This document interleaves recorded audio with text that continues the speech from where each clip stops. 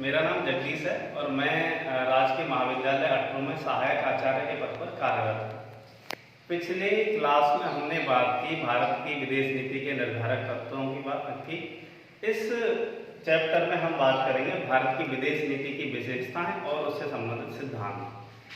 विशेषताओं की जब बात करते हैं तो जब भारत आज़ाद हुआ था तो हमारे सामने एक बड़ा द्वंद्व था कि हमें किस प्रकार की विदेश नीति का सहारा लेना चाहिए।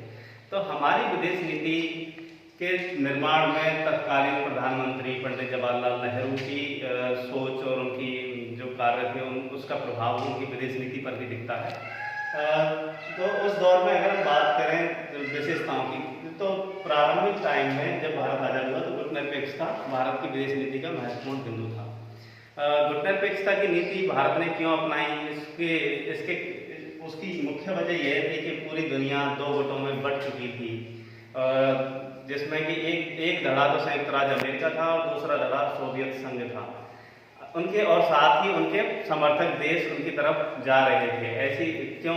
संयुक्त राज्य अमेरिका जहां लोकतंत्र और पूंजीवाद का समर्थक था, वहीं सोवियत संघ साम्यवाद का समर्थक था।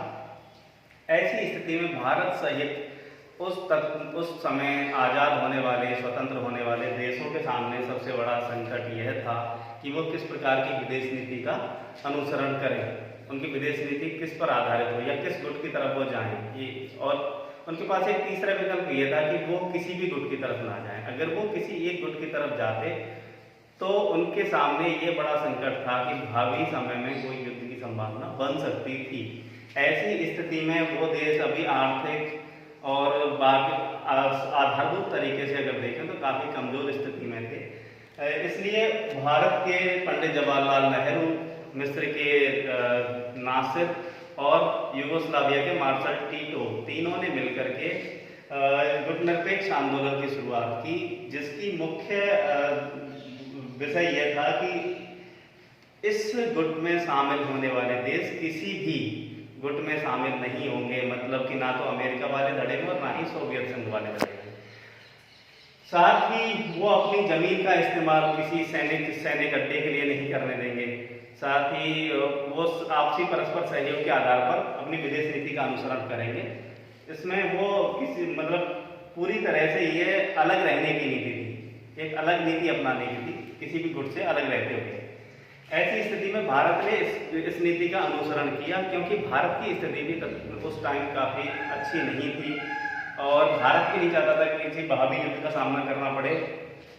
और साथ ही भारत ये भी चाहता था कि दोनों ही गुटों से भारत को सहायता मिलती रहे या मदद मिलती रहे। ऐसी स्थिति में भारत ने गुटनिरपेक्षता की नीति का अनुसरण किया। हाल ही में अगर बात करें तो इसका 18वां सम्मेलन अजरबैजान के बाकू में हुआ है। सेकंड विशेषता है भारतीय विदेश नीति की पंचशील सिद्धांत। भारत की विदेश नीति में पंचशीलों की महत्वपूर्ण भूमिका रही है। पंचशील के जो सिद्धांत हैं वो बौद्ध धर्म से लिए गए हैं, जिसमें सत्य, अहिंसा, अस्तेय, ब्रह्मचर्य और अपरिग्रह जैसे 5 बिंदु हैं। लेकिन विदेश नीति में अगर बात करें तो पंचशील के सिद्धांत 5 ये हैं कि जैसे किसी दूसरे देश की सीमा, किसी दूसरे देश पर आक्रमण ना करना, उसकी संप्रभुता का सम्मान करना, समानतापूर्वक संबंध स्थापित करना, शांतिपूर्ण सहअस्तित्व को बनाए रखना, अपनी भूमि का इस्तेमाल दूसरे देश के विरुद्ध इस्तेमाल ना होने देना। इस तरह के पंचशील के सिद्धांत महत्वपूर्ण थे। अगर देखें पंचशील सिद्धांत का अनुपालन 1954 में भारत के प्रधानमंत्री पंडित जवाहरलाल नेहरू और चाइना के प्रधानमंत्री राष्ट्रपति चाउ एन लाई के बीच में पंचशील सिद्धांतों का अनुसरण किया गया, एक समझौता हुआ। तीसरा बिंदु आता है यूएनओ का अनुसरण। भारत की विदेश नीति का यह महत्वपूर्ण पार्ट रहा है कि वो अंतर्राष्ट्रीय संगठन जैसे संयुक्त राष्ट्र संघ का अनुसरण करे और उसके द्वारा लाए जाने वाले विभिन्न प्रावधानों, उसकी संस्थाओं और अंगों के जो कार्य हैं उनका अनुसरण करें। इस संदर्भ में अगर देखें तो भारत ने पीस कीपिंग मिशनों में बढ़ चढ़कर हिस्सा लिया है और यूएन का सपोर्ट किया है। इसके अलावा यूएन के जितने भी बहुत सारे प्लान होते हैं जिसमें कि वो शांति स्थापित करने के लिए प्रयास करता है, उसमें भी भारत की महत्वपूर्ण भूमिका रही है। चौथा बिंदु इसमें आता है उपनिवेशवाद और साम्राज्यवाद का विरोध। भारत सहित अनेक राष्ट्र अफ्रीका और एशिया के अनेक राष्ट्र उस टाइम पर स्वतंत्र हुए। ऐसे में उपनिवेशवाद और साम्राज्यवाद एक बड़ी समस्या थी और भारत और ये चाहता था कि जो उपनिवेशवाद और साम्राज्यवाद है वो समाप्त हो, ताकि हर राष्ट्र के जो मूल अधिकार हैं, हर राष्ट्र के जो अधिकार हैं, वो अपने अधिकार और अपने नागरिकों के अधिकारों की रक्षा कर सके।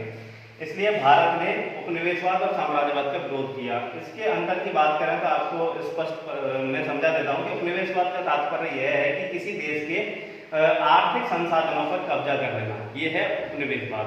वहीं साम्राज्यवाद से अर्थ है कि किसी भी देश के आर्थिक संसाधनों के साथ साथ उसके नागरिकों के हर पहलू, मतलब उस राष्ट्र के हर पहलू पर कब्जा कर लेना, वही साम्राज्यवाद है। मतलब आर्थिक के साथ साथ राजनीतिक क्षेत्र पर भी आधिपत्य स्थापित करना साम्राज्यवाद है। पांचवा बिंदु आता है रंग-भेद की नीति का विरोध।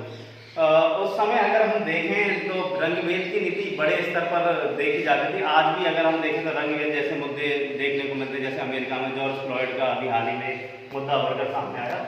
तो पूरा अफ्रीका और एशिया के जो देश थे वो रंग-भेद की नीति से बहुत ज़्यादा पीड़ित थे। ऐसी स्थिति में भारत ने एफ्रो एशियाई सम्मेलन बुलाए रंग-भेद की नीति और साम्राज्यवाद और उपनिवेशवाद का विरोध करने के लिए, ताकि एक उन देशों के साथ एक समान व्यवहार हो, उनके साथ एक दोहरा व्यवहार ना हो। अगला बिंदु है वैश्विक शांति और सुरक्षा। भारत हमेशा ही वैश्विक शांति और सुरक्षा का समर्थक रहा है, क्योंकि अगर वैश्विक शांति बनी रहेगी, किसी ने कहा है कि अगर एक जगह हिंसा है या अशांति है तो वो दुनिया की हर जगह की शांति के लिए खतरा पैदा हो जाती है, पैदा कर देती है। ऐसी स्थिति में भारत वैश्विक शांति का समर्थक रहा है और जितने भी कभी कभी अगर संघर्ष जैसे हालात देखने को मिलते हैं तो भारत का यह मानना रहा है कि उन संघर्षों से निपटने के लिए शांतिपूर्वक बैठक और वार्ता के माध्यम से उस समस्या का निपटारा किया जाना चाहिए। कोशिश करनी चाहिए कि यूएनओ का भी यूएनओ का भी सपोर्ट लिया जा सकता है किसी विवाद से निपटाने के लिए। साथ ही अगर शांति रहेगी दुनिया में तो सुरक्षा भी हो पाएगी। इसलिए हर देश की सुरक्षा के लिए जरूरी है कि शांति व्यवस्था बनी रहे। अगला बिंदु है सातवां बिंदु, बहुध्रुवीय विश्व व्यवस्था का समर्थन। भारत बहुध्रुवीय विश्व व्यवस्था का समर्थन करता है। क्यों? क्योंकि एक ध्रुवीय या द्विध्रुवीय विश्व व्यवस्था में जो देशों के हित हैं या अधिकार हैं वो प्रभावित होते हैं। क्यों? क्योंकि शक्ति संघर्ष की स्थिति एक ध्रुवीय और द्विध्रुवीय में शक्ति संघर्ष की स्थिति में एक देश या दो देशों का डोमिनेंस रहता है सभी देशों पर।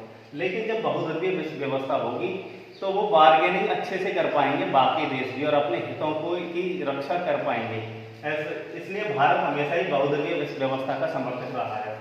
आठवां टॉपिक है अंतर्राष्ट्रीय संस्थाओं के लोकतंत्रीकरण का समर्थक। भारत हमेशा ही अंतर्राष्ट्रीय संस्थाओं के लोकतंत्रीकरण का समर्थक रहा है। जैसे हम संयुक्त राष्ट्र संघ में अगर देखें तो जैसे संयुक्त राष्ट्र सुरक्षा परिषद है, उसमें केवल 5 देशों को ही वीटो पावर दी गई है, उनको ज़्यादा अधिकार दिए गए हैं। जबकि महासभा के 193 जो मेंबर्स हैं उनको विशेष अधिकार नहीं है, वो केवल कुछ मुद्दों पर ही वोटिंग राइट्स उनको मिले हुए हैं। जबकि सुरक्षा परिषद के पास ज़्यादा अधिकार हैं। इसलिए भारत चाहता है कि सुरक्षा परिषद का विस्तार हो और उसका लोकतंत्रीकरण हो।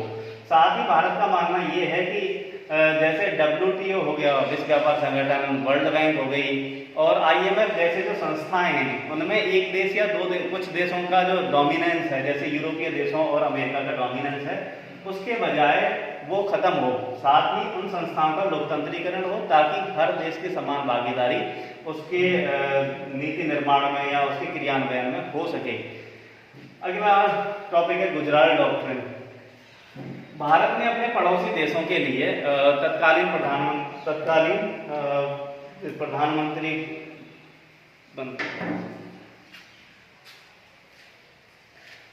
देखें गुजराल डॉक्ट्रिन एक ऐसी विदेश नीति का महत्वपूर्ण हिस्सा है जिसमें इस पर बल दिया गया कि भारत अपने पड़ोसी देशों के साथ किस प्रकार का व्यवहार करेगा। यानी कि भारत ने यह दिखाने का प्रयास किया कि भारत अपने पड़ोसी देशों के साथ पहलकारी प्रयास करेगा जिसके माध्यम से उनको मदद की जा सके, जबकि बदले में उनसे किसी भी प्रकार की आकांक्षा नहीं रखेगा। यही गुजराल डॉक्ट्रिन है। इसी प्रकार हम देखते हैं कि भारत की विदेश नीति की विशेषताएं खत्म हो गई। अगर हम बात करें कि वर्तमान समय में कुछ नए आयाम आए भारत की विदेश नीति में, खास करके 2000 के बाद, और उनकी हम चर्चा करेंगे अगले चैप्टर में।